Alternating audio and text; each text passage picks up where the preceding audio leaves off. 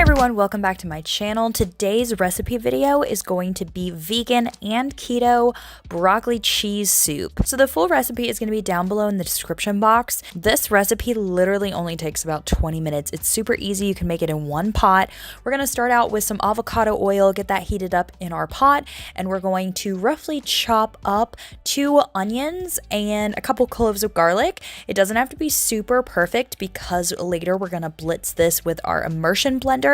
So we're gonna cook these onions for about 8 minutes over a medium heat. We want them to start caramelizing a little bit, get some flavor in there. And then we're going to add 2 bags of broccoli. These are just 12-ounce bags. It's just frozen right from my freezer. I add 2 bags of the broccoli and then 1 bag of cauliflower. But if you don't like cauliflower, feel free to just add 3 bags of broccoli instead. I just love mixing broccoli and cauliflower together. Then we're going to add some vegetable broth. If you're completely vegan, I actually have homemade bone broth in my freezer, so that's what I'm using today. But if you are completely vegan, just make sure that you use a vegetable broth. We're going to put a lid on this and we're going to cook it for about 10 to 15 minutes or until your broccoli and cauliflower is tender.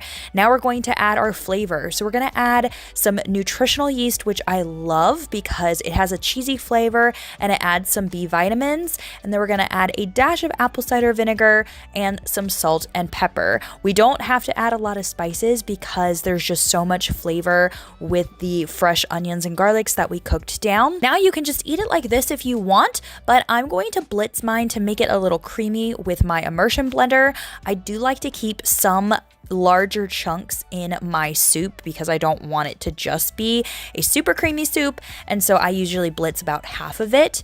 Now to make it extremely creamy and cheesy, I like to add about 1/4 to 1/2 of container of this Kite almond milk cream cheese. It's in the Chive flavor. I just think that this adds a wonderful touch to the soup. I love it. It adds a little bit of extra fat, some extra flavor. You can blitz it again with your immersion blender or just stir it in. It melts with the heat.